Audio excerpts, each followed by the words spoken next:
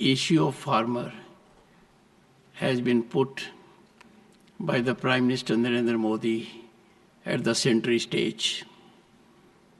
In every walk of life, whether affordable housing, whether solar house, whether Jal in her Nal, and technology to farmers. Therefore, our expectations are bound to be high. It is a time when there is convergence to take farmer to a greater height. And when the former Prime Minister H.D. Deve Gowda makes his presence felt whenever there is an occasion, we take it as a blessing. So I have no doubt what is being done at the moment, it will get greater momentum, and all agencies are converging. Our expectations are high, but our accomplishments are also historic. Our achievements are also splendid, and this will go a long way for the nation. Your sentiments value greatly to us. Dr. Fauzia Khan. Sir, thank you very much. Sir, the oak fought the wind and was broken. The willow bent when it must and survived. The intent of the young and dynamic minister to bend to times is necessary and appreciable. Sir, the modernity of yesterday is the tradition of today, and the modernity of today is the tradition of tomorrow. But is this bill as modern as it should be? That is the question. I would like to punctuate a few concerns that have remained unaddressed in the bill. Number one, sir, the bill does not explicitly address advanced air motility technologies such as vertical takeoff and landing, aircraft or drones.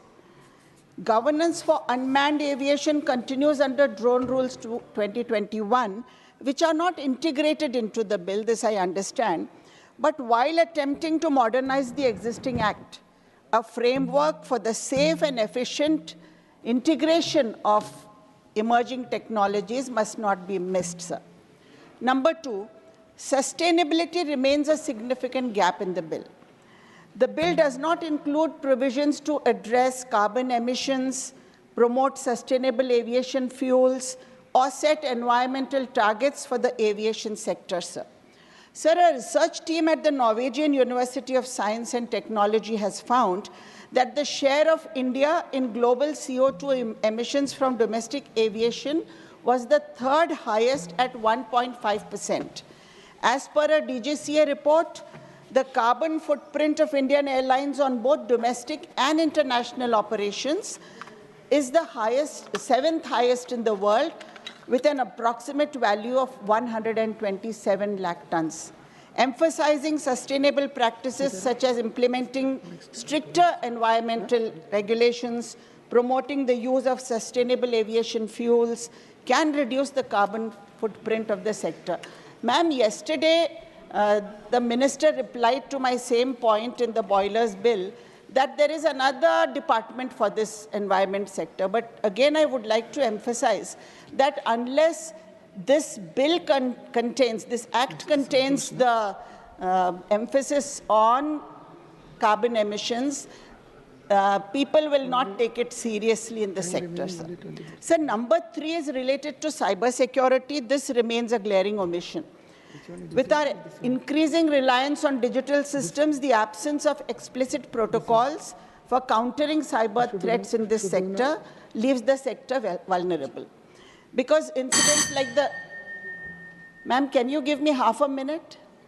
I would only like to relate a personal incident, sir. I'll leave out all this. Sir, this is important. I was at the Nanded airport.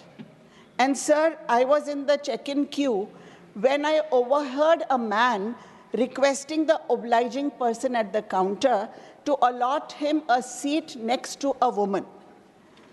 Any age, he said, but let it be a woman. When I was angry at this, and when I asked that man, why are you asking for a seat next to a woman, the man quietly slinked away.